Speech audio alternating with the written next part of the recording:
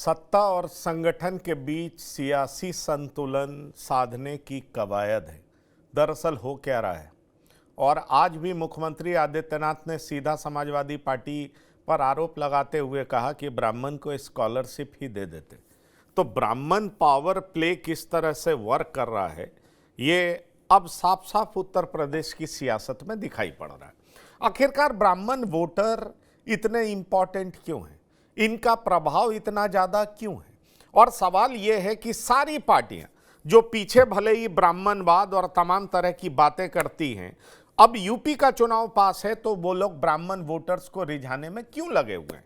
और जैसे ही Samajwadi party, Bahujan Samajwadi party, ये सब लोग इसको लेकर के प्रयासरत हैं, तो उत्तर प्रदेश में बीजेपी भी भला इससे पीछे रहने वाली कहां दिखाई पड़ती है? ऐसे में बड़ा सवाल उठता है कि ब्राह्मण पावर प्ले का मतलब क्या है, और ब्रजेश पाठक जिस तरीके से आगे बढ़कर इसमें हिस्सा ले रहे हैं, उसमें एक बात तो साफ दिखाई पड़ रहा है कि एक बार ब्राह्मणों को साधने का प्रयास भाजपा बड़ी गंभीरता से शुरू कर चुकी है। इस बारे में बात करने के लिए हम सीधे लिए चल रहे हैं आपको अपने मेहमानों के पास जो हमारे साथ जुड़ रहे हैं। हमारे साथ अनिल कुमार गर्ग जी हैं। अनिल कुमार गर्ग जी राजनीतिक विश्लेषक हैं, आपका बहुत स्वागत है। हमारे साथ धर्मेंद्र सिंह जी हैं, समाजवादी प्रवक्ता, आपका भी बहुत स्वागत है। हमारे साथ आलोक पांडे जी हैं, आलोक पांडे जी राजनीतिक विश्लेषक, आपका बहुत स्वागत है। और वरिष्ठ पत्रकार हमारे साथ, जी हाँ, शिवाजी सरकार जी हैं, आपका भी बहुत स्वागत है। सबसे पहले आलोक पांडे जी आपके पास आना चाहूँगा। ये जो ब्रजेश पाठक जी ने किया, और उसके बाद अभी भी वैसे शंकराचार्य तो माने नहीं है, लेकिन 4 दिन पहले का मुख्यमंत्री का स्टेटमेंट, बाद में ब्रजेश पाठक जी का ये एक्शन, ये साफ दिखाई पड़ रहा है कि अब बीजेपी को लग रहा है कि डैमेज कंट्रोल एक्सरसाइज करना पड़ेगा, नहीं तो बड़ी दिक्कत हो जाएगी। ये है क्या?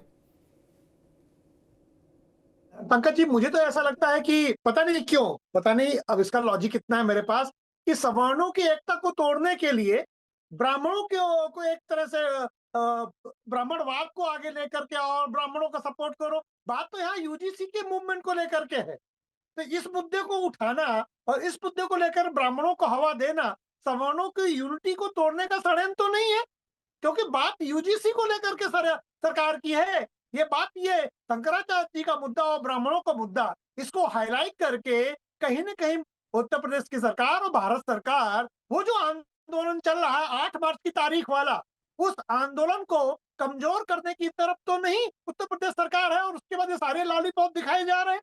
दूसरी बात, अगर ये मान लिया जाए कि क्योंकि 90% तक ब्राह्मण बीजेपी को वोट देता था और ब्राह्मणों को ही अपनी तरफ यूनाइट करने की बात है, तो फिर कम से कम ईमानदारी से वो दिखाई दे।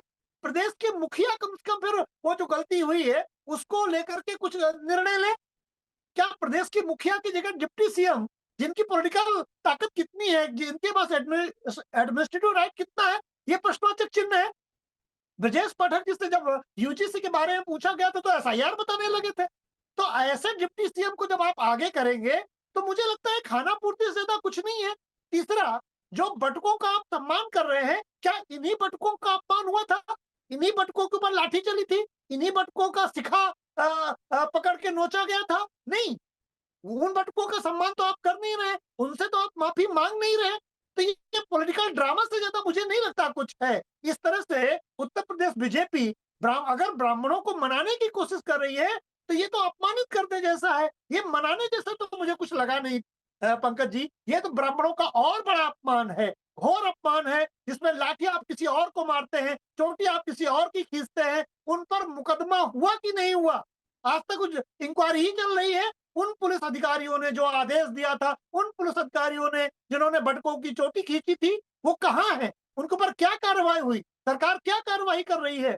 कोई उत्तर नहीं है सरकार के पास।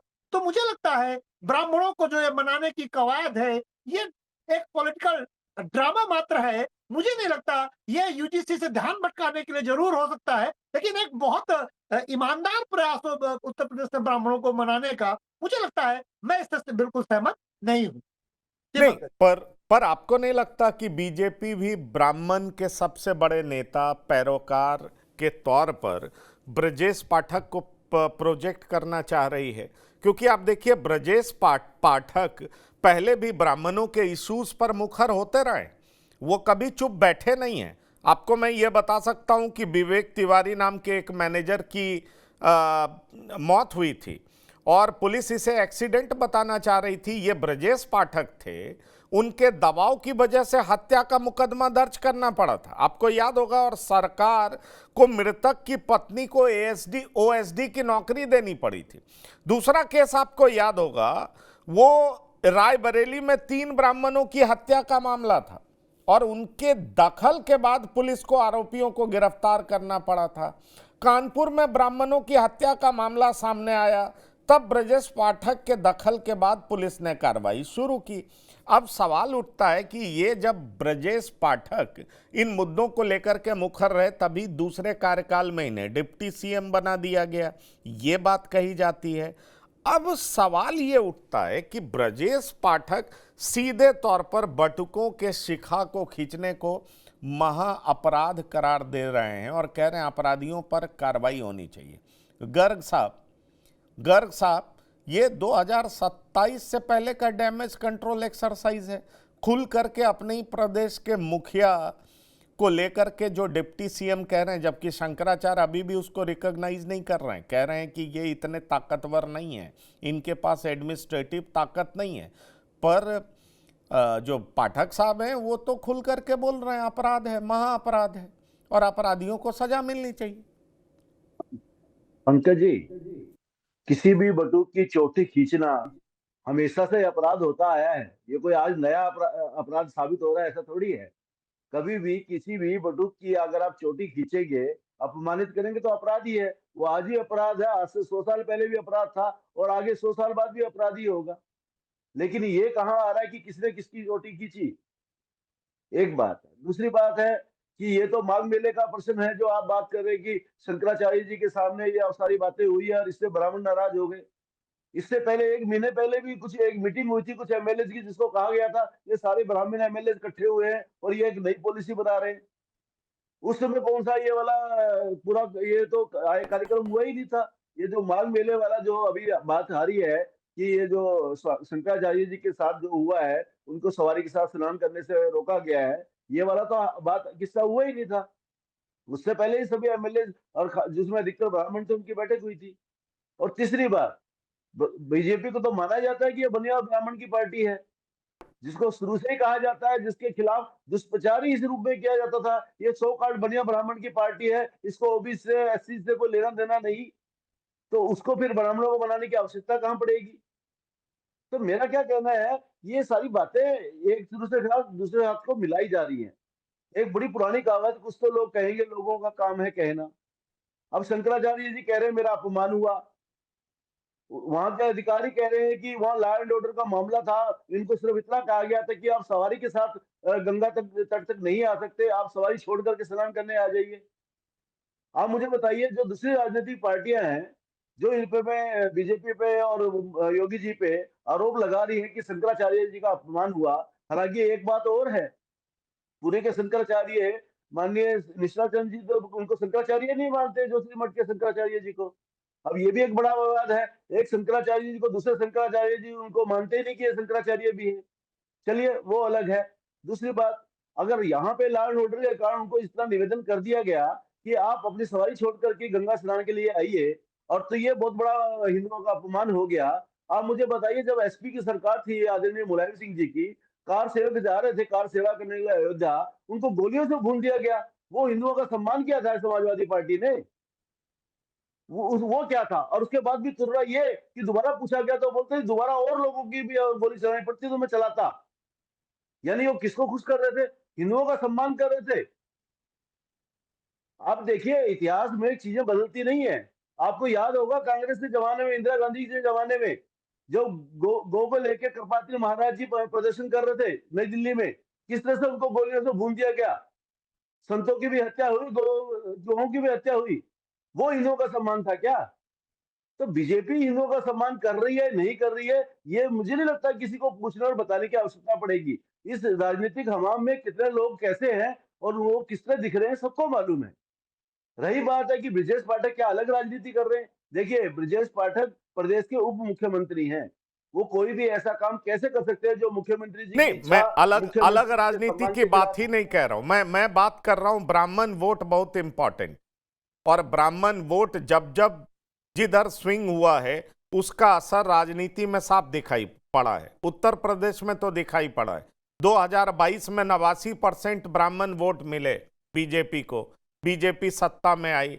24 में यही कम हो गया, तो आपने देखा रिजल्ट किस तरह का परिणाम रहा। मैं यही सवाल धर्मेंद्र सिंह जी से भी करना चाहूंगा।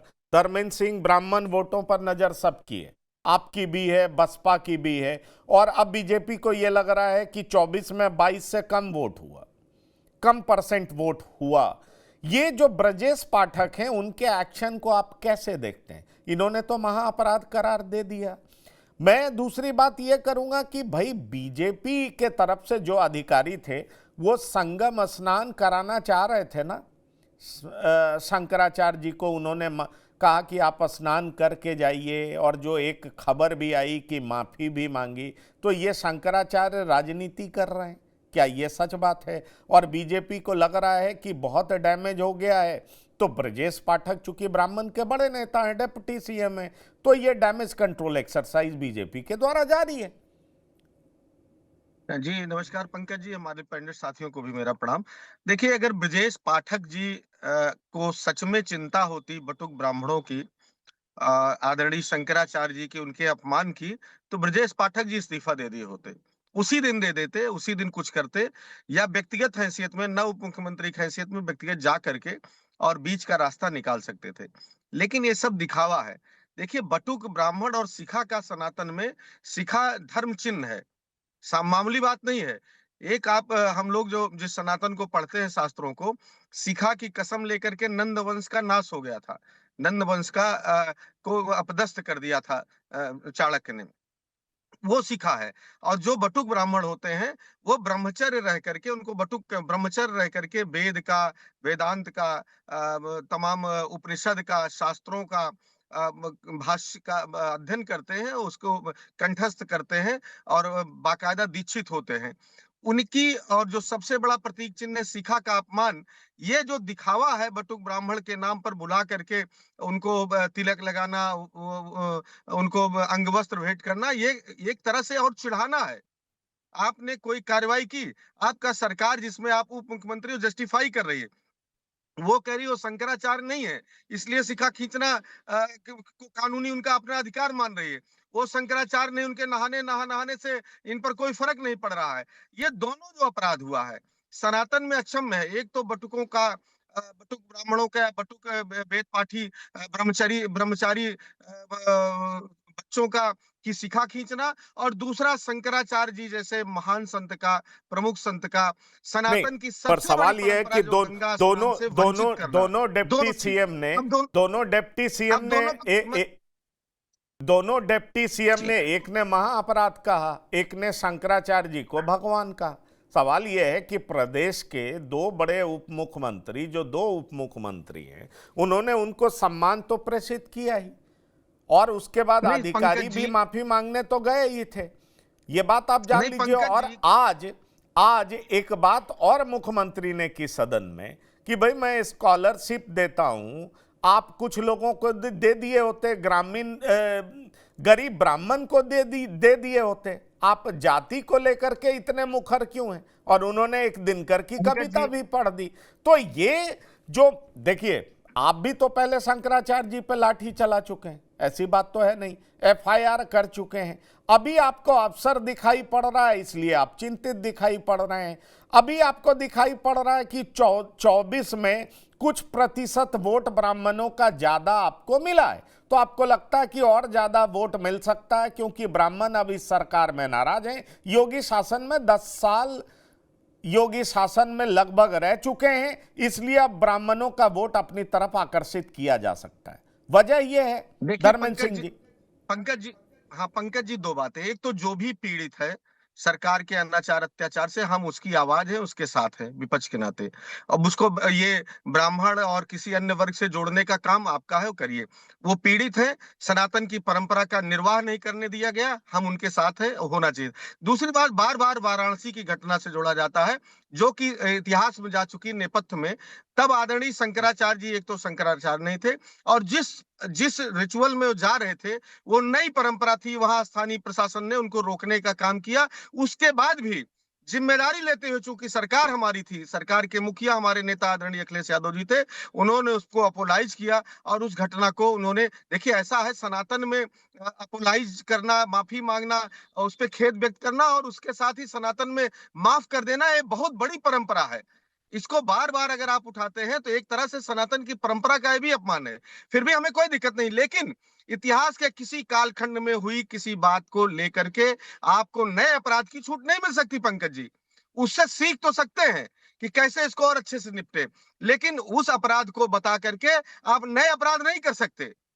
और फिर वो परंपरा और ये परंपरा, क्या ये सरकारें, देखिए बनारस की जो परंपरा थी, हम उस पर चर्चा नहीं करना चाहते थे, वो नई परंपरा थी। लेकिन क्या गंगा स्नान की परंपरा नई परंपरा है? चाहे कोई भी सरकारी रही हो, इतिहास के किसी भी कालखंड में सरकारों का काम है कि श्रद्धालु कोई भी हो, वो सुगमता पूर्वक माँ गंगा की में आशीर्वाद करके, आचमन करके, अपने दोष पाप से मुक्त होकर के, दान पुण्य करके वापस जाए। महाराजा हर्ष के समय से लेकर के आज तक ये रही। सरकारों सरकारों ने कभी मां गंगा को पेटेंट कराने का काम नहीं किया, सिवाय योगी आदित्यनाथ की सरकार के। निमंत्रण बांटने का काम नहीं किया। वहां श्रद्धालु आते थे, चाहे राजा महाराजा रहे, चाहे बड़े व्यापारी रहे, चाहे कोई सरकारें रही, उन्होंने सबने उसमें केवल सहभागिता की। उनकी सुगमता में जो सहयोग हो सकता था वो उन्होंने किया। कभी उसको ये ढिढोरा पीटने काम नहीं किया, हमने ही आयोजित किया कार्यक्रम। ये शादी ब्याह नहीं था, ये सनातन की परंपरा का सबसे बड़ा आयोजन था। इसको किसी व्यक्ति ने नहीं किया, ये परंपरागत तरीके से ईश्वर की कृपा से होता है, माँ गंगा की कृपा से होता है। इसके लिए एक तो क्रेडिट लेने की बात, और उसी क्रेडिट में एक शंकराचार्य जी हैं नहीं है, वो अलग विषय है, वो सरकार का काम नहीं है, वो उनके उचित फोरम पे तय होता है। लेकिन शंकराचार्य जी के रूप में माने जा रहे चलिए, हैं, पूजे जा ठीक है, रहे हैं, और ठीक है। शंकराचार्य जी सनातन में शिव के साक्षात स्वरूप होते हैं। और उनको डंडा चलाना, उनके उनके बटुकों का की मैं शिखा गर्ग साहब खींचना, आ रहा हूं आपके उनके पास, मैं बुजुर्ग आ रहा हूं पुतों को आपके पास। कपड़े वही पहनाना, वही तो देखिए, ये सारी बातें तब तक ठीक है, एक तरफ दिल्ली में आवाज उठती है ब्राह्मणवाद के खिलाफ, और दूसरी तरफ जहां सियासत करना हो वहां पर ब्राह्मणों के पक्ष में या उनको अपने साथ साधने का प्रयास कौन कर रहा है? तो बसपा भी कर रही है, पंकज सपा जी। भी कर रही है, सपा भी कर रहे हैं। नहीं मैं पंकज धर्मेंद्र जी, सिंह जी आ रहा हूं आपके हम पास, किसी वही भी मैं समझना चाह रहा हूं। किसी भी मेरे मन में जो सवाल है वो सब मैं आपके पर्सपेक्टिव से समझना चाहूंगा। शिवाजी सरकार जी भी लंबे समय से इंतजार कर रहे हैं। मैं यही जानना चाह रहा हूं, क्या ऐसा इसलिए हो रहा है क्योंकि 75 में से 31 जिलों में ब्राह्मणों की आबादी ऐसी है जिसकी वजह से सरकार बन सकती है, बिगड़ सकती है? कहा जाता है 115 सीट पर ब्राह्मण पूरे तरीके से प्रभावी हैं, और यही वजह है कि चाहे बहुजन समाज पार्टी हो, चाहे समाजवादी पार्टी हो, या फिर बीजेपी हो, अब सब लोग डैमेज कंट्रोल है, बीजेपी डैमेज कंट्रोल एक्सरसाइज में लग चुकी है। बटुकों का सम्मान, मुख्यमंत्री का स्टेटमेंट आपने सुना, लेकिन बटुकों का सम्मान किया गया, पाठक जी ने किया, और साथ ही साथ ये कह दिया कि जिसने भी ऐसा किया वो अपराधी है। बटुकों का शिखा खींचना महा अपराध है। क्लियर कट मैसेज उन्होंने ब्राह्मणों के लिए दे दिया। सरकार साहब, आप कैसे देखते हैं इसको? देखिए, आपने जो सवाल पूछा है काफ़ी जटिल है। जो हमारे पास जवाब आ रहे हैं तो सब अपने अपने हिसाब से आ रहे हैं। पर एक चीज़ अगर आप देखें, मैं समझता हूं कि जहाँ तक बीजेपी का सवाल है और बीजेपी से जुड़े संगठनों का सवाल है, वो काफ़ी परेशान है कई वजहों से, और इसलिए एक साथ कई खेल एक तरह से खेल रहे हैं। आप कह सकते हैं कि मल्टी स्क्रीन प्ले चल रहा है। सवाल है कि सिर्फ ब्राह्मण वोट ही नहीं किसका 2024 में, अगर आप देखें ब्राह्मणों के अलावा भी हिंदू वोट खिसका है। तो हिंदू, जिनको वो कहते हैं कि हिंदू तो हमारे वोटर हैं, तो हिंदू वोटर किसी का गुलाम नहीं है। हिंदू वोटर भारत का वोटर है और वो अपने हिसाब से देखते हुए खुल के वोट कर रहा है, और उससे इससे कोई मतलब नहीं है कि किस पार्टी को वो वोट दे रहा है। जो भी पार्टी वो समझता है उसके लिए काम कर रहा है या देश के लिए काम कर रहा है, उसके साथ जा रहा है। बीजेपी के अब क्या कर रहे हैं देखिए जरा। बीजेपी के दो मुख्यमंत्री हैं, दो मुख्यमंत्री दो जातियों से आते हैं, और दोनों जातियां जो के मुख्यमंत्री जो है अलग अलग जाति, अपनी अपनी जातियों की जो है उसकी बखान कर रहे हैं, उनकी प्रशंसा कर रहे हैं, उनका सम्मान कर रहे हैं। यूजीसी में क्या किया गया? यूजीसी में भी यही किया गया, ब्राह्मणों को अलग किया गया, सवर्णों को अलग किया गया, और अदर जो ओबीसी और शेड्यूल कास्ट है उनको अलग किया गया। लगा कि इस तरह से हम भेदभाव करेंगे तो ब्राह्मण भी हमारे साथ होंगे, सवर्ण भी हमारे साथ होंगे, और अलग अलग जो अलग अलग जाति के लोग जो हमसे खिसके हैं वो भी हमारे साथ जुड़ जाएंगे। तो बीजेपी कई तरह से पशोपेश में है, और वो ये समझ रही है कि इस तरह से मल्टी स्क्रीन ड्रामा करके वो सभी वर्गों का साथ पहले जैसा जैसे 2022 में ले आई है, उससे पहले भी ले आए, तो उस तरह से फिर से वो सबको जोड़े चलेंगे, सबको लड़ाते भी रहेंगे, और सबको वोट पर, जहां तक वोट की बात है, सब साथ आएंगे। ऐसा होता नहीं है। आप या तो एक तरफ रहिए या दूसरी तरफ रहिए। अगर हिंदू कहते हैं तो हिंदू के लिए काम कीजिए। हिंदू के लिए आपने काम किया नहीं। बनारस में आज जिस तरह की बातें चल रही हैं खुल के हो रही है, वहां वहां ब्राह्मण भी है और लोग भी हैं। मणिकर्णिका घाट हो, दाल मंडी हो, विश्वनाथ गली हो, जैसे आपने तोड़ा है, अभी भी चित्रकूट में फिर से तोड़ा है, अयोध्या में तोड़े गए हैं, विंध्याचल में तोड़े गए हैं। तो हिंदू के तो पार्टी आप है नहीं, और हिंदू अभी आपको नहीं मानता कि हिंदू की आप प्रतिनिधित्व कर रहे हैं। तो यहाँ पे सबसे बड़ी समस्या हो गई कि हिंदू, जो आप कह रहे थे कि हिंदू, हिंदू का मतलब इस देश का एक सबसे बड़ा वोटर नहीं, का चंक, बिल्कुल। देखिए वो सरकार खिसक रहा साहब, है। जी सरकार साहब, ये सवाल तो उठता रहा है, लेकिन आप अगर स्टैटिस्टिक्स देखेंगे तो उसमें एक बात तो समझ में आती है ना कि 2022 में 89% लोगों ने वोट, और 2024 में नहीं, ये 79%, 2014 में ये 83%, 83 से 89, 89 से 79। ये जो शार्प डिक्लिनेशन है, ये बड़ी तेजी से गिरा है, उसका परिणाम तो हमने लोकसभा चुनाव में देख लिया है। लेकिन बिल्कुल ये बात प्रोपोगेंडा के तौर पर पिछले चुनाव में भी फैलाया जा रहा था, ब्राह्मण नाराज हैं, ब्राह्मण नाराज हैं, लेकिन 89% लोगों ने वोट दिया। परिणाम हमने देख लिया कि योगी आदित्यनाथ की जोरदार तरीके से सरकार बनी, आलोक पांडे जी। पर हाल फिलहाल मैं भी में यही कुछ कह ऐसी रहा था। हाल फिलहाल में कुछ ऐसी घटना घटी, क्या वाकई वो इस बात का इंडिकेटर है कि ब्राह्मण नाराज? वो शीतकालीन सत्र के दौरान ब्राह्मण विधायकों की बैठक करने पर चेतावनी देना, ये एक घटना है। क्या इसका मतलब ये लगाया जाए कि ब्राह्मण नाराज है? फिर प्रयागराज माघ मेले में शंकराचार्य का अपमान और उनके शिष्यों की चोटी खींच करके पिटाई, क्या ये लगता है ये यूजीसी विवाद? इसको लेकर के भी भाई, यूजीसी विवाद पर तो ठाकुर भी नाराज होगा, ब्राह्मण भी नाराज होगा, कायस्थ भी नाराज होगा, भूमियार भी नाराज होगा, और वो सारे लोग, बनिया भी नाराज होगा, जो अपर कास्ट में आते हैं वो तो सारे लोग नाराज होंगे। अब तीसरा सवाल है कि परशुराम जयंती पर अवकाश मिलता था, शायद अब नहीं मिलता है, शायद क्या अब नहीं मिलता है? तो क्या ये सारी वजह आपको दिखाई पड़ती हैं? क्योंकि जब जब सरकार ने हिंदुत्व के कॉज पर आगे बढ़ करके बोला है, उत्तर प्रदेश ने जोरदार तरीके से समर्थन दिया है, और खास तौर पर ब्राह्मणों ने जोरदार तरीके से समर्थन दिया है। तो आखिरकार ये जो आप देख रहे हैं 89 से 79, ये 22 और 24 का बड़ा फर्क है, उसमें और भी सारी जातियां गई हैं। लेकिन अगर हम उत्तर प्रदेश की सियासत की बात करें तो तीनों बड़ी पार्टी पूरे तरीके से फोकस दिखाई पड़ती है ब्राह्मण वोटों पर। वजह उनकी संख्या है, या वजह यह है कि 10 साल के बाद ब्राह्मण वाकई नाराज है क्या? जरा ये बताएं। पंकज जी, बहुत मल्टीफैक्टोरियल कारण होते हैं किसी एक समूह का नाराज होने का। जैसे एक बड़ा आरोप हमेशा लगता रहा, हालांकि तब भी ब्राह्मणों ने वोट दिया, कि उत्तर प्रदेश में क्षत्रियों की चलती है। और क्या इसमें सच्चाई नहीं है? क्षत्रियों की ज्यादा चलती है ब्राह्मणों की तुलना में, लेकिन फिर भी ब्राह्मण बर्दाश्त करता, चलो ठीक है, हिंदुत्व, हिंदू, राम मंदिर, तो वो राम मंदिर वाले मुद्दे में गए और उसके उनको वोट ज्यादा मिल गए 2022 में, ब्राह्मणों के वोट ज्यादा मिल गए। लेकिन उसके बाद 24 तक आता है तो फिर देखा वही हाल है। फिर उसके बाद धीरे-धीरे आप लगातार देखें तो एक भारतीय जनता पार्टी के अंदर आप भारत के जो प्रधानमंत्री कहते हैं, आपने कभी सुना कि उन्होंने कहा सवर्णों, ब्राह्मणों, हमारे ब्राह्मण भाइयों, सवर्ण भाइयों नहीं, मेरे ओबीसी भाई, मेरे दलित भाई, मेरे एससी भाई, मेरे एसटी भाई। तो 90% वोट देने वाले व्यक्ति के लिए कभी आप मलहम भी नहीं लगाते। दे हंटर, दे हंटर, दे हंटर, हंटर पे हंटर आप चलाए जा रहे हैं। अब आप बताइए, इस बार तो यूनियन बजट आया, बहुत कारण, उनमें कुछ कारण मैं गिनाता हूँ। यूनियन बजट में मुसलमानों के लिए 3100 करोड़ रुपए, ओबीसी के लिए 3300-3400 करोड़ रुपए, एसटी एसटी के लिए भी 3000 करोड़ रुपए के ऊपर है इसी बजट में, यूजीसी विवाद के बाद। लेकिन सवर्णों के लिए कितने हजार करोड़ रुपए का आवंटन है? शून्य।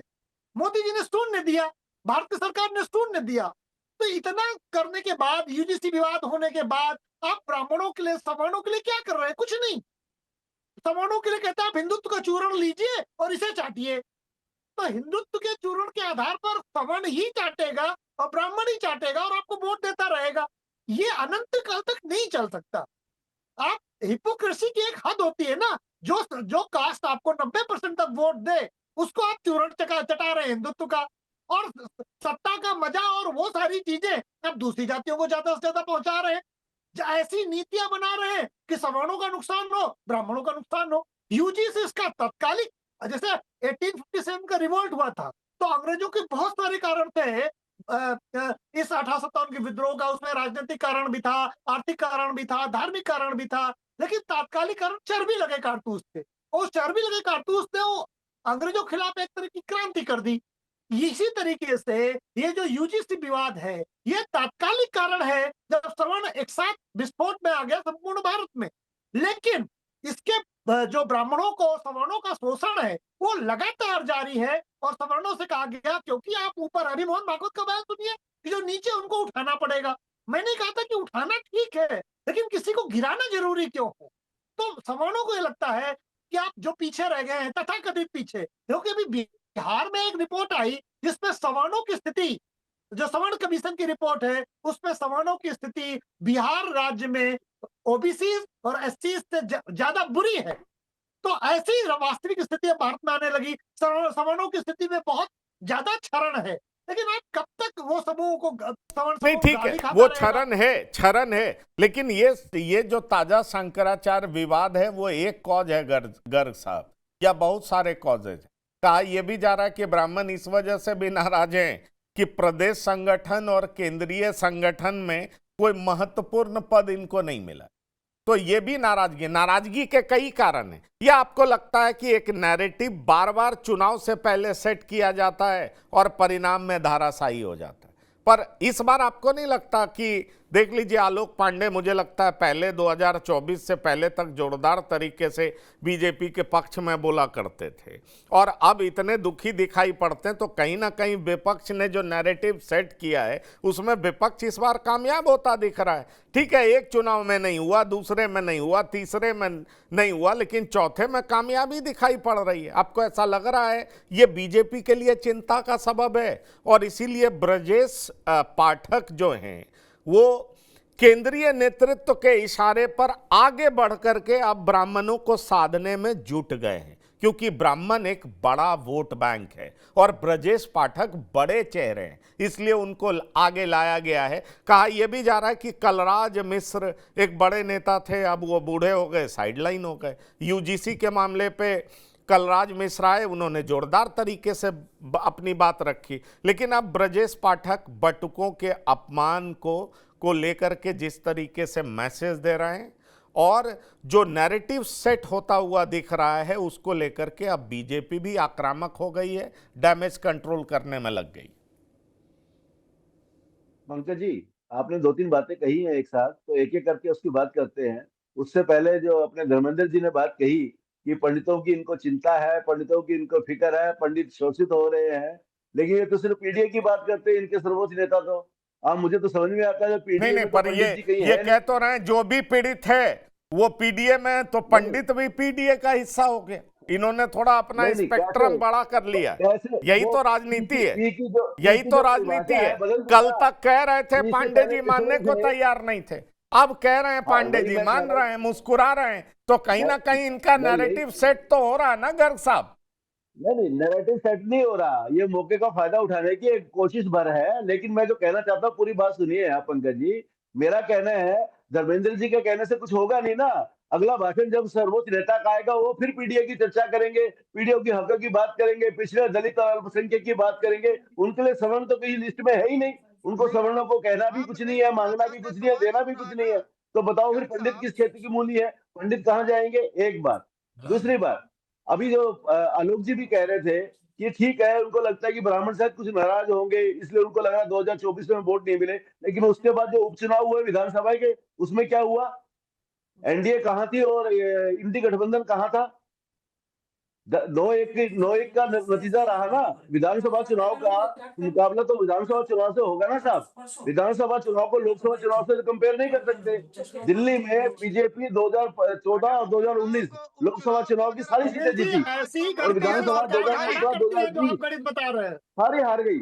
आलोक जी, 2015, 2020 विधानसभा पूरी तरह हार गई। तो दोनों का कोई कंपैरिजन नहीं था। रही बात हिंदुत्व की, कोई बात नहीं, हिंदुत्व में तो 27 में देख पिछड़े भी आते लीजिएगा। हैं, ओबीसी भी आता है, आपकी घड़ी 27 दलित भी में आते हैं, हारेगी। सवर्ण भी अगर आते मेरे हैं, जैसा मनिया भी व्यक्ति आता है, ब्राह्मण भी अगर आता है, मेरे ठाकुर जैसा भी व्यक्ति आता है। बीजेपी से त्रस्त है तो 27 से बीजेपी हार जाएगी। देखिए, मैं अगर मेरे जैसा व्यक्ति मैं बीजेपी से त्रस्त है पांडे तो जी, 27 से मैं बीजेपी व्यक्ति हारेगी। विशेष की लिख बात नहीं कर लीजिए, रहा हूँ। मैं जो पांडे कह जी, रहा मैं हूँ। व्यक्ति विशेष अगर की बात मेरे नहीं कर जैसा रहा हूँ। व्यक्ति भी बीजेपी से मैं त्रस्त व्यक्ति है विशेष की तो बात नहीं भारतीय कर जनता रहा हूँ। पार्टी चुनाव हारने जा रही है। जिस तरह से आप पांडे जी, मैं क्या हिंदुओं का कह रहा नाम हूँ, लेकर के और सवर्णों के बच्चों को जेल भेजने की तैयारी कर रही है। भारतीय जनता पार्टी पढ़ने के अधिकार से आप वंचित कर रहे हैं। हर ऐसा बात है हमने सही, यूजीसी पे, लेकिन ये जो यूजीसी का काला यूजीसी पे कानून है, ये हम बर्दाश्त नहीं सुनो, करेंगे, नहीं यूजीसी करेंगे। पे जो बीजेपी से बातें, हमारी शादी नहीं हो गई यूजीसी है। पे, बीजेपी हमें खाना नहीं देती है, बीजेपी हमें कुछ नहीं देती। बीजेपी ने हमसे सिर्फ लिया है, और क्या दिया है? हिंदुत्व का चूरण। अब हम उस चूरण को खाने अभी से मेरा आप बोल पेट लीजिए, खराब हो उसके गया बाद है। में बोलूंगा। अब मैं नहीं दोनों बर्दाश्त से एक करेंगे साथ तो नहीं बोलेंगे हम। हम अपने बच्चों को हम दोनों एक जेल साथ नहीं भेजने वाली बोलेंगे, पहले सरकार को आप बोल कैसे लीजिए, मैं चुपने फिर दें? बोलूंगा। नहीं सर, आप बोल लीजिए, ये फिर मैं गलत बोलूंगा। बात है। मैं आप कह रहा बोले हूं, मैं तो मैं ऐसी बोलूं। पार्टी का क्यों समर्थन करूं जो पार्टी मेरे बच्चे को जेल भेज दे, पढ़ने न दे? आप इस ऐसी आप पार्टी बोल को चुके क्यों तो फिर सत्ता मैं में बोलूंगा रखूंगा ना मैं? भाई, मैं इससे अच्छा बड़े क्या आलोक जी बोलूंगा। बोलने दीजिए, हाँ हाँ जवाब दीजिए, जवाब दीजिए।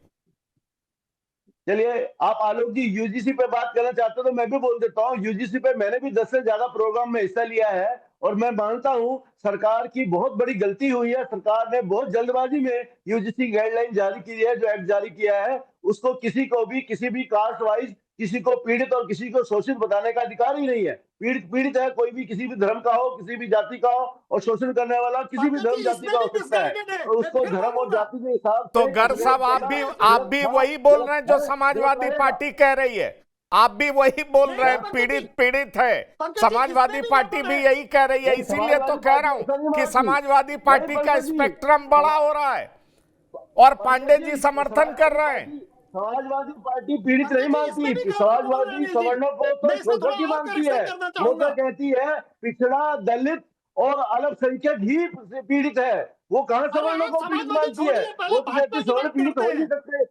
आप वो तो आप मैं पहले भाजपा भारतीय की बात जनता कर रहा हूँ पार्टी आलोक का जी। बता लें, समाजवादी थोड़ा पार्टी सा के हम धैर्य बैठे हैं रखिए, सर। या और कम से या कम आप इसके लिए बोल आपको लीजिए, धन्यवाद मैं कि आप तब बोल मानते लूंगा। हैं कि केंद्र सरकार भारतीय जनता पार्टी की आतताई है, आतंकी है, जनहित में काम नहीं करती, इसके लिए आपको धन्यवाद। लेकिन समाजवादी पार्टी क्या चाहती है हम बताएंगे, हमारा अवसर आएगा सर, तो। आप मैं भारतीय मैं जनता पार्टी मैं क्या चाहती है और किस मेरा तरह काम लोगों को विश्लेषण पीड़न कर रहे करना हैं, उस पर है, किसी प्रकाश डालें। पार्टी का समर्थन और किसी पार्टी का विरोध करना नहीं है। लेकिन मैं आंख बंद करके समर्थन और विरोध नहीं करता हूं। अगर आप अच्छा कह करेंगे तो मैं रहा हूं, आपका आप समर्थन प्रकाश करूंगा, डालें ना। आप गलत करेंगे तो मैं नहीं, आपका विरोध करूंगा। अगर मेरा भारतीय काम जनता किसी पार्टी पार्टी का का पक्ष प्रचार रखने करना के नहीं लिए है। यहाँ है मैं अपनी तो बात आप कह जरा लूं, फिर प्रकाश आप अपनी डालें कि बात किस कहिए। तरह अन्याय और अत्याचार में डूबी है, किस तरह से जनता का मैं ये शोषण हो कह रहा रहा है, हूं, किस जब तरह से हर आपके वर्ग के लोग सर्वोच्च नेता उत्पीड़ित पीडीए महसूस की कर बात रहे हैं, करते हैं किस तरह तो से वो चाहे समझ पिछड़े समाज हो, की चाहे बात क्यों दलित नहीं हो, चाहे करते? अगड़े हो, चाहे सामान्य वर्ग का हो, हर कोई इनके कुशासन और इनकी नीतियों से आप उत्रस्त है। सामान्य वर्ग की कहाँ नौजवान को चर्चा नौकरी करते नहीं हैं? मिल रही है, आपकी पार्टी किसान को सामान्य उसकी वर्ग की आमदनी, चर्चा उपज कहाँ की करती है? आमदनी नहीं मिल रही आपने है, कभी ब्राह्मण आधी की चिंता आबादी की की, चिंता छात्रों की नहीं है, चिंता की, बंदर गांव की में चिंता की, राजपूतों की चिंता परचेज की, पावर घट छात्रों रही की है, चिंता की प्रति नहीं व्यक्ति की। आय में आप आपकी जिस आपकी हिसाब से बढ़ना आपकी चाहिए मतलब नहीं बढ़ रहे पीड़ित हैं। है, दलित है। देखिए धर्मेंद्र जी, आपकी तो लाइन पीडीए है ना, पीडीए लाइन तो आपने छोड़ दी क्या? अरे आप पीडीए बोलती में है अखिलेश गर्ग जी ने पीडीए साहब, लाइन छोड़ दी अगर है। आप सुनिए तो, आप अगर बोलिए अगर अखिलेश जी ने अगर गर्ग पीडीए छोड़ साहब के पीड़ित होंगे, गर्ग साहब के साथ संपूर्ण अन्याय मानव की अत्याचार बात होगा, कर रहे हैं। तो आपकी आवाज भी उठाएंगे, आपकी आप आवाज भी धर्मेंद्र जी उठाएंगे आप अगर बोल आपके साथ दीजिए ना अन्याय कि अत्याचार हम ये सिर्फ सरकार पीडीए के करेगी लिए तो काम नहीं आपके करेंगे, आगे हम गर्ग सारे लगा हो, समाज के लिए तिवारी काम शुक्ला करेंगे। सिंह आप चलिए बोलिए, चलिए कुर्मी लगा हो, आप मैं आप बोलिए। गर्ग साहब धर्मेंद्र मुझे सिंह जी मुझे 30 दर, सेकंड दीजिए, मैं अपनी बात जी कंप्लीट कर लूं। हाँ हाँ, आप पंकज अपनी जी बात 30 सेकंड कंप्लीट कर दीजिए लीजिए। मुझे, क्योंकि ये बीच में क्रॉस करके मजा नहीं आता। मैं किसी राजनीतिक पार्टी का प्रवक्ता नहीं हूँ। नहीं नहीं, जहां अच्छा पे बोल भारतीय जनता पार्टी लीजिए, गलत कहेगी हम हाँ गलत बोलिए कहेंगे, बोलिए सही कहेगी तो प्लीज सही कहेंगे। बोलिए। चलिए वापस वापस मुद्दे पे आते हैं। मेरा क्या कहना है, आपको लगता है किसी एक बात से ब्राह्मण नाराज हो रहे हैं, किसी एक बात से वो बीजेपी का साथ छोड़ रहे हैं, जैसे पांडे जी ने अभी मुझे कहा। लेकिन आप ओवरऑल देखिए, जहां पे 3 प्रमुख पार्टियां या 4 प्रमुख पार्टियां उत्तर प्रदेश में है, तो उसमें सबने अपनी अपनी लाइन बनाई हुई है। एसपी की एक लाइन पीडीए है, बीएसपी की एक लाइन दलित समाज है, कांग्रेस की लाइन इंडी गठबंधन में कारण कुछ मालूम ही नहीं है क्या है, लेकिन अपीजमेंट करना तीनों की पार्टियों का काम है। जैसे सेक्युलरिज्म के नाम पे जो मुस्लिम का अपीजमेंट करते हैं, ये तीनों की तीनों पार्टियां करती हैं। अगर इकलौती कोई अगर पार्टी वहां नहीं बचती है पर तो यही बीजेपी यही बचती है, जो कहती है कि हम सबसे यही सबके ज्यादा साथ तो काम करना चाहते हैं, अपीजमेंट और और फिर भी जातिवाद आप कह की रहे हैं कि बात हिंदुत्व भारतीय को लोग जनता इस्तेमाल पार्टी करते नहीं करती हैं। नहीं, है। देश के वो प्रधानमंत्री, अपीजमेंट देश के गर्ग प्रधानमंत्री साहब संसद में अपने मंत्रियों की जात बताते हैं। अपीजमेंट की बात पंकज जी, तब तक अपीजमेंट, मैं पंकज आ जी, रहा हूं धर्मेंद्र सिंह जी, आप ही के पास आ रहा हूं। अपीजमेंट की बात तब तक चल जाती थी, लेकिन जब से यूजीसी का विवाद हुआ है तो अब आप पे भी आरोप चस्पा होने लगा है कि जाति पाति आप भी करने लगे, नहीं, मतलब मैं तो कह रहा बीजेपी हूँ भी यूजीसी करने की लगी है। गाइडेंस मैं बिल्कुल वही तो गलत है। कह रहा हूं, यूजीसी की जो लाइन जो बिल्कुल गलत है, इनका इनको वापस स्ट्रांग लेना पॉइंट चाहिए। था वो तेजी से मैं भी कह निकलता रहा जा हूँ रहा उसको है। वापस लेना मैं चाहिए। धर्मेंद्र सिंह जी यूजीसी की धर्मेंद्र सिंह जी सीधा सा सवाल है कि भाई एक कारण नहीं है, कई सारे ऐसे कारण हैं जिसको लेकर के अब इस बार कहा जा रहा है। शिवाजी सरकार जी हमारे साथ जुड़े हुए हैं, कि आपको मेरी आवाज मिल रही है सर? मेरी आवाज मिल रही है सर? मैं धर्मेंद्र सिंह जी आ रहा हूं, सबके सवाल का जवाब लूंगा, सबके सवाल का जवाब आपसे ही लूंगा। मैं शिवाजी सरकार जी से पूछना चाह रहा हूं कि आपको लग रहा है सिर्फ शंकराचार्य का अपमान ही नहीं, कई ऐसे मुद्दे हैं जिसको लेकर के अब ब्राह्मणों का मन बीजेपी से वाकई हटने लगा है? उसमें यूजीसी का विवाद सबसे बड़ा मुद्दा है, और अब आपको लग रहा है कि जो प्रयास बीजेपी के द्वारा किया जा रहा है वो सफिशिएंट है कि वो 2022 की जो वोट संख्या है, प्रतिशत है, उसको बरकरार रखने में बीजेपी कामयाब हो सकेगी? मैंने आपसे पहले ही कहा, बीजेपी एक साथ कई स्क्रीन पर खेलना चाहती है, क्योंकि बीजेपी ओवरऑल अगर आप देखें, सिर्फ जातिगत मुद्दे ही नहीं, पर समाज के और भी बहुत सारे मुद्दे हैं जिस पे जो है सरकार पीछे हटती चली जा रही है। सरकार को परेशानी हो रही है, पर हेकड़ी है तो करेक्शंस करेंगे नहीं। तो ये जो सारी चीजें हो रही है, किसान बीजेपी से क्यों हट रहा है? किसानों की अपनी समस्या है, किसान के लिए कुछ नहीं कर रहे हैं आप। इस बार आपने किसानों को बादाम पकड़ा दिया, और बादाम तो अमेरिका से आ रहा है, तो किसान क्या करेगा? मछली के पौंड पकड़ा दिए। मछली तो सिर्फ दक्षिण भारत में या समुद्र के किनारे के जो प्रदेश है वहां है।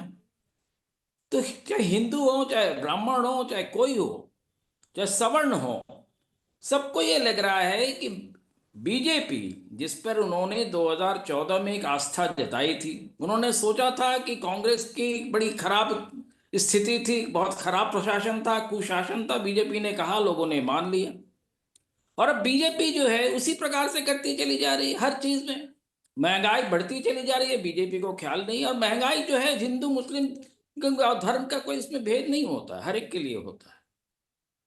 बीजेपी इसलिए इस वक्त परेशान है कि बीजेपी का वैसे ही जो वोट बैंक है बहुत सीमित है, और उस सीमित वोट बैंक से भी अगर वो खिसकता चला जाता है तो बीजेपी के आनुषंगिक संगठन जो हैं उनके लिए भी बार बार परेशानी की शुरू हो रही है। मेरे पास कई दिनों से कई बीजेपी से जुड़े ऐसे लोग आ रहे हैं जो बहुत परेशान है यूजीसी के उससे, और कह रहे हैं हमसे कहा जा रहा है कि इसको जाके हम सही करें। अरे आपने हमसे पूछ के किया था क्या? अब हम सही क्या करें? आप करें तो आप भुगतें। ये बीजेपी के अंदर की बात है। तो सवाल ये है कि जब आप शासन प्रशासन ठीक से नहीं करेंगे, और शंकराचार्य का जिस तरह से अपमान किया, मैं समझता हूं उसमें सिर्फ जाति विशेष के लोग नहीं, पूरे समाज को एक बहुत झटका लगा। और उनको लगा कि ये जो हिंदू हैं, उन्होंने हिंदू को मान लिया है कि उनका जो है जर खरीद गुलाम है। तो गुलाम के साथ जैसे व्यवहार किया जा रहा है वैसे कर रहे हैं। हर जगह बुलडोजर चला रहे हैं। बुलडोजर कहाँ चला रहे हैं? सारे हिंदुओं के घरों पे चला रहे हैं, हिंदुओं के मंदिरों पे चला रहे हैं, हिंदुओं के संतों का अपमान कर रहे हैं। अब ये जो नैरेटिव चल गया है, और यूजीसी के आने के बाद समाज में जो विखंडन शुरू हो गया है, एक जाति दूसरी जाति के लिए जैसे बोलने लगा, ऐसा तो कभी किसी समाज में नहीं होता था। तो बीजेपी के साथ सबसे बड़ी जो समस्या हुई, अपीजमेंट नहीं, बीजेपी के साथ ये होगी कि बीजेपी दिशाहीन हो गई है। और दिशाहीन होने के साथ ठीक साथ है, बीजेपी के केंद्रीय बीजेपी नेता जो है दिशाहीन हो गई। नहीं मैं नहीं, हाँ एक छोटी सी चीज, सिर्फ जी, केंद्रीय नेता जो है, बीजेपी के केंद्रीय नेता प्रदेश के नेता के खिलाफ एक नेता को दूसरे नेता के खिलाफ भड़का रहे हैं, और सोच रहे हैं कि इस तरह से करके हम सारी बैलेंसिंग फिर कर लेंगे। तब ये इतने तरह से जनता इतनी मूर्ख है, जनता मूर्ख होती ही या नहीं तो जनता क्यों होती हो, पर जनता इतनी भी मूर्ख नहीं है कि इन सारी बारीकियों को ना समझे। तो बीजेपी का जो बेसिक जो एक आप कह सकते हैं जो प्लैंक है वो खिसक रहा है, और बीजेपी इससे बदहवास हो गई और तरह तरह के नए नए नाटक रोज कर रही है। चलिए धर्मेंद्र सिंह जी, आपको क्यों लगता है कि 2007 वाली स्थिति फिर से आ रही है? अरे उस समय तो भाजपा बहुत कमजोर थी, इसलिए बीजेपी ने, ब्राह्मण ने आपको वोट दिया 2007 में, आप मजबूत थे।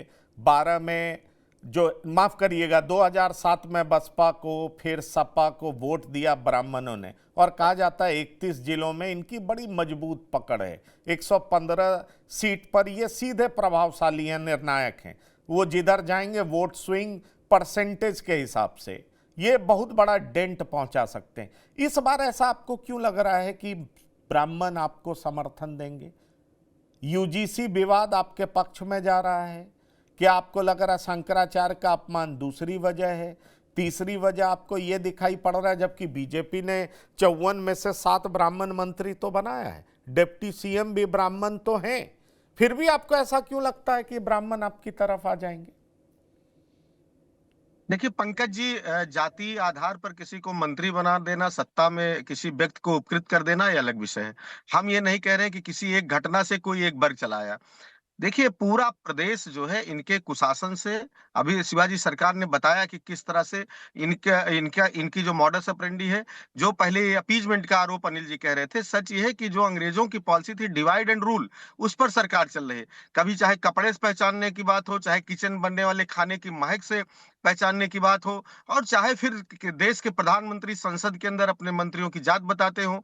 आलोक जी ने बताया किस तरह से संसद में जातीय आधार पर बजट का एलोकेशन करते हुए लगातार करने का, अब इसको अपीजमेंट कहेंगे, डिवाइड कहेंगे, क्या कहेंगे अपने हिसाब से अनिल जी अपने ऊपर इनके ऊपर है, तय कर लेंगे इसको क्या कहेंगे। लेकिन सच ये है कि जिन बुनियादी सवालों को लेकर के भारतीय जनता पार्टी सत्ता में आई थी, उसका नामो निशान भूल गई।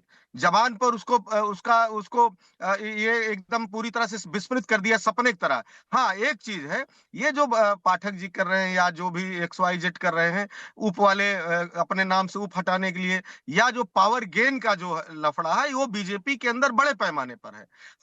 हम तो चूंकि जनता के बुनियादी सवाल लेके चल रहे हैं, जिसके साथ भी अन्याय हो रहा है, अत्याचार हो रहा है, जो वादा करके वादा खिलाफी इन्होंने किया, चाहे किसान के साथ हो, चाहे नौजवान के साथ हो, नौकरियों को वादा करके, चाहे महंगाई हटाने की बात हो जो किचन प्रभावित करता है, चाहे मेट्रो स्मार्ट सिटी बनाने की बात हो, मेट्रो बुलेट ट्रेन की बात हो, वो तमाम बुनियादी सवाल उसको लेके जनता के बीच में, जनता ने 2024 में हमको दिया, हर वर्ग का समर्थन रहा, इनको एक झटका दिया। लेकिन ये और बड़े पैमाने पर बौखलाहट आ गई, जिसका परिणाम है हम आशान्वित हैं, और जनता से जो फीडबैक आ रहा है कि 27 में भाजपा साफ हो जाएगी, विशेष रूप से उत्तर प्रदेश से। उसमें कई कारण अलग अलग तरीके से हैं, वो एक अलग डिबेट का विषय है कि कौन कारण कितना प्रभावी है। लेकिन सच नहीं ये है कि जिस जी, विषय पर आज हम लोग बैठे थे, आज तक इसके पहले पंकज जी हमसे योगी आदित्यनाथ जी का बयान आप चला रहे थे, वो कहे कि वो पेंशन दे दिए वजीफा। अरे हमारी समाजवादी पेंशन में आप डाटा देख लीजिए, 50 लाख परिवारों की महिलाओं को देते थे, तो उसमें हर वर्ग था। हमने लोहिया आवास दिया जब लोहिया ग्राम के साथ, तो उसमें उन गांवों में चाहे जिस वर्ग का था, चाहे वो ब्राह्मण था, चाहे ठाकुर था, जो नीडी था, उसको चयन की प्रक्रिया थी, उसको मिला है। और उस समय 2.5 लाख रुपया उस समय दे रहे थे आवास बनाने का, और सोलर और उसका अलग व्यवस्था कर रहे थे। या जनेश्वर मिश्र जी के नाम पर जो जनेश्वर मिश्र ग्राम योजना थी, समाज में देख करके नहीं कि किस वर्ग का गांव है, वो जो भी गांव जुड़े हुए नहीं थे, उसका मानक था स्थानीय जनप्रतिनिधि लिख के देते थे, उन गांवों का सर्वांगीण विकास करने का काम करते थे। चाहे बुंदेलखंड हो, चाहे हम अगर एक्सप्रेस वे बनाए, चाहे हमने मेट्रो चलाई, चाहे सीजी सिटी में नौकरियों की बात है, हम कहेंगे अनिल गर्ग जी सर्वे कर लेंगे उसमें किस वर्ग के लोग ज्यादा नौकरी कर रहे हैं। ये आरोप लगा देना आसान है झूठ के सहारे, लेकिन अगर उसका उस कायदे से देखें तो देखेंगे हर वर्ग लाभान्वित हुआ। हाँ, इनकी सरकार में ना ये तो इंडस्ट्रियल का कोई एक हब डेवलप कर पाए, चाहे सर्विस सेक्टर ठीक का है, हो, ठीक चाहे है, प्रोडक्शन ठीक है। सेक्टर पर का हो। सबसे बड़ी बात लगातार यह है, 3 आंकड़े इंजन ये सरकार कहते है। हैं कि और ब्रजेश 5% पाठक जी, कुल वोट का 5% अगर स्विंग हो गया तो 65 सीट का सीधा सीधा नुकसान हो सकता है। 10% ब्राह्मण वोट शिफ्ट हुआ, कुल वोट स्विंग 1% हुआ तो 15 सीट खतरे में पड़ सकता है। ये सारे आंकड़े कह रहे हैं और ये आंकड़े हैरान करने वाले हैं। ये आंकड़े हैरान करने वाले हैं। और गर्ग साहब, एक बात मैं आपको बताना चाहूँगा, ठीक है, बटुकों का अपमान, शंकराचार्य का अपमान एक मुद्दा है, पर यूजीसी भी वो बड़ा मुद्दा है जो बीजेपी के हार्डकोर समर्थकों को उससे दूर कर रहा है। इस बात को आप जान लीजिए। ये सबसे बड़ा मुद्दा मुझे दिखाई पड़ता है, जो इनके हार्डकोर समर्थक थे, क्योंकि ये मुझे लगता है अनावश्यक स्टेप था, जो पहले से ही किसी वर्ग को प्रिज्यूम कर ले कि ये अपराधी है। और इसको लेकर के यही बात तो है, आप खूब आरक्षण दीजिए, सबको प्रमोट करिए, ये बहुत अच्छी बात है, आपने इतना आवंटित किया, ये सारी चीजें। लेकिन एक वर्ग को ऐसा लग रहा है कि पहले से ही हमें उस कटघरे में क्यों खड़ा कर रहे हो, हम तो इससे काफी आगे निकल चुके हैं। और ये जी हाँ, बोलिए गर्ग साहब। पंकज जी, आपने जो यूजीसी की बात की ना, मैंने अनेक डिबेट्स में कहा था सरकार की ये बड़ी भारी भूल है, जल्दबाजी में दिया गया एक्ट है, शायद सरकार ने इसका ठीक से विश्लेषण नहीं किया। सरकार इसको रोल बैक करना ही चाहिए, क्योंकि सवर्ण और पीड़ित के हिसाब से आप चेक नहीं कर सकते कि हर सवर्ण बच्चा जो है वो पीड़ित शोषक है और बाकी के सारे पीड़ित है। तो सरकार, मैं इसमें 100% पर आप कई लोगों के साथ हूं। कुछ ऐसे फैसले होते हैं गर्ग साहब, समय की सीमा पार कर चुके हैं, लेकिन कुछ ऐसे फैसले होते हैं जिसको रोल बैक करना आसान नहीं होता है। इस बात को आप जान लीजिए, ये बड़ी मुश्किल में ये फैसला रोल बैक करना भी आसान नहीं होगा। इस बात को भी जान लीजिए। बहरहाल देखिए, ये तो सरकारी फैसले हैं, सरकार बेहतर समझ सकती है, लेकिन मैं बता रहा हूं कि मेरी भी बहुत लोगों से बात होती है। मैं खुद ये पांडे जी को सुनता रहता था, ये इतना प्रो बीजेपी बोलते थे, मुझे लगता था कि पांडे जी प्रो बीजेपी हैं, पर अब जैसे मैं इनका गुस्सा देख करके समझ सकता हूं कि नाराजगी क्या है, और इन्होंने ऑन स्क्रीन बता भी दिया कि वजह क्या है। तो वजह ब्राह्मण नाराज है उसमें ठीक है, वटुकों का अपमान, शंकराचार्य एक वजह हो सकता है, लेकिन मुझे यह दिखाई पड़ता है कि एक बहुत बड़ी वजह यूजीसी भी है। इस बात को समझना पड़ेगा। बहरहाल अब उत्तर चाहिए। मैं अनिल कुमार गर्ग जी, धर्मेंद्र कुमार सिंह जी, शिवाजी सरकार जी और आलोक पांडे जी, आप सभी मेहमानों का शामिल होने के लिए बहुत बहुत धन्यवाद और शुक्रिया। तो अब उत्तर चाहिए मैं इतना ही। ताज़ा तरीन खबरों के लिए आप लगातार देखते रहिए TV9। धन्यवाद, नमस्कार।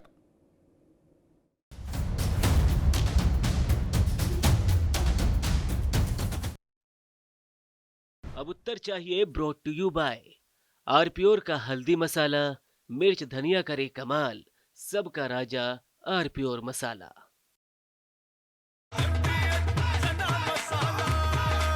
अब छोलिया हो या लोबिया, सफेद चने या काले चने, सब कुछ मजेदार बने। आया असली स्वाद। अब आया स्वाद। जब स्वाद के पड़े हो लाले तो MDH का चंकी चाट मसाला डालें। MDH का चंकी चाट मसाला। MDH। अरे श्रीमती जी, कुछ तो सस्ता लो, बचत करो। नहीं श्रीमान जी, सब बढ़िया लो, रहने दीजिए। इसमें क्या खास बात है? थोड़े में ज्यादा स्वाद, यही तो है इसकी खास बात। वाओ मम्मा, क्या स्वाद है। अरे मेरे राजा, सबका राजा आरप्योर मसाला।